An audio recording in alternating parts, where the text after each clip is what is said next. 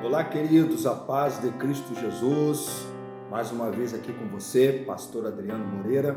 E hoje em um cenário diferente. Estou aqui em Curitiba, no templo da igreja em Curitiba, pastor Benedito Felipe, um companheiro, em algumas atividades convencionais. Mas sem deixar de ter o compromisso com você, está gravando mais um vídeo com assunto pertinente, com assunto que tem a ver com o nosso contexto.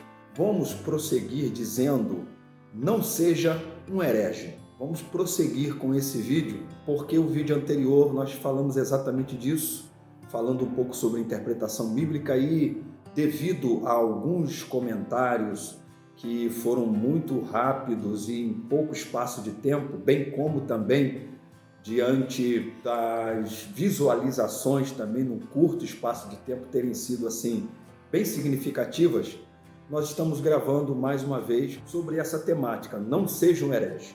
E nós sabemos que a única maneira de não ser um herege é você automaticamente sendo um bom intérprete das Escrituras Sagradas.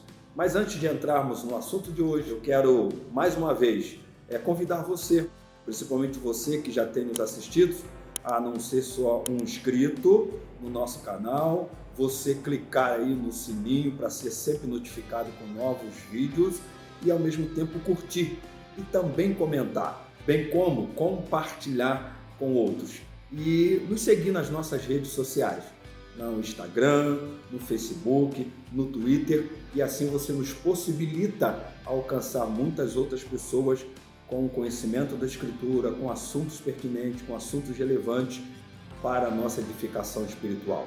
Então, venha comigo em mais uma reflexão sobre não seja um herege.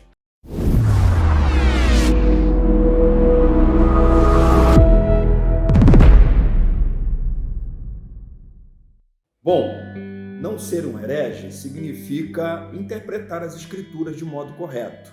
No vídeo anterior, que é a razão de estarmos prosseguindo nessa temática, nós falamos sobre a interpretação bíblica e demos um panorama. Mas hoje eu quero enfatizar que uma das heresias que mais cometemos hoje é quebrar um dos contextos bíblicos, como falamos no vídeo anterior. Um dos contextos bíblicos é exatamente o contexto imediato. Contexto imediato é aquele contexto em que os versículos anteriores, versículos posteriores ao texto que está em foco, ele muitas vezes é negligenciado e precisa ser, com certeza, atendido, precisa ser observado, precisa ser analisado. E eu quero pegar um texto entre tantos que tem sido texto muito mal interpretado no meio evangélico, principalmente no contexto pentecostal. Mateus capítulo 13, verso 11, na versão da Nova Almeida Atualizada, diz assim: Eu batizo vocês com água para arrependimento, mas aquele que vem depois de mim é mais poderoso do que eu, do qual não sou digno de carregar as sandálias. Ele os batizará com o Espírito Santo e com fogo. Bom, esse tem sido um texto em que, principalmente no meio pentecostal, tem-se dito que Jesus batizará com o Espírito Santo, porque na teologia pentecostal se entende ser uma experiência pós-salvação, portanto, uma experiência de revestimento de poder, em alusão também ao livro de Atos, capítulo 1, verso 8. Porém, nesse texto, o que a gente quer colocar em foco é que o contexto imediato, que são os textos anteriores e posteriores, que são negligenciados, fazem que muitos interpretem que esse batismo com o Espírito Santo e com fogo, esse fogo aqui, seja entendido como um batismo muito ardente, um batismo espiritual, com fogo espiritual, com fogo pentecostal. Porém, é importante prestar atenção no contexto imediato. E o verso 12 vai nos levar a entender que o fogo de que se está aqui se referindo é o fogo do juízo, porque de uma só forma o texto está mencionando a primeira vinda de Jesus, o primeiro advento, bem como também o segundo advento de Cristo. onde no primeiro advento uma das características era não só o selo do Espírito Santo, mas também esse batismo, esse revestimento do Espírito Santo. Mas no segundo advento, que ainda não aconteceu, virá o juízo de Deus, né? Arrebatamento de igreja e etc. Nós teremos lá na frente o juízo de Deus. E aí, nesse juízo de Deus é que haverá o que nesse texto é chamado de batismo com fogo. Por quê? Olha o que diz o verso 12. Ele tem a pá em suas mãos, limpará a sua eira e recolherá o seu trigo no celeiro. Porém, queimará a palha no fogo que nunca se apaga. Ou seja, o texto está exatamente falando daquilo que era comum naquele contexto quando se recolhia o trigo.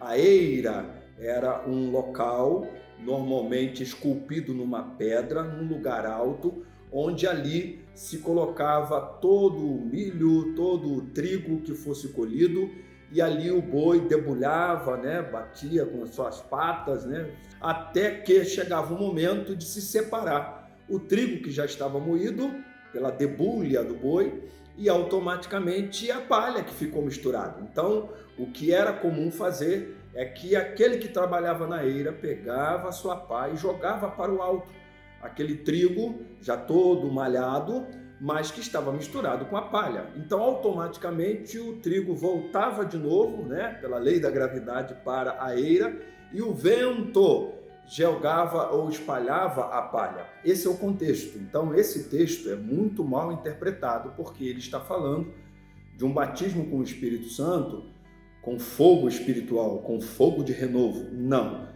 O fogo que está sendo dito nesse texto de Mateus capítulo 3, verso 11, é o fogo em que Deus, e Cristo Jesus, porque aqui é João Batista que está mencionando, terá um momento na sua primeira vinda em que ele está batizando, selando com o Espírito Santo e renovando com um batismo espiritual, com um batismo no Espírito Santo, mas no seu segundo advento, uma questão futura ainda, onde ele estará separando o joio do trigo, o justo do injusto, aquele a quem ele vai dizer bem-aventurado e aqueles a quem ele vai dizer não vos conheço. Eu espero tê-lo ajudado mais uma vez em tantos textos que nós vemos no meio evangélico sendo ignorado o contexto imediato.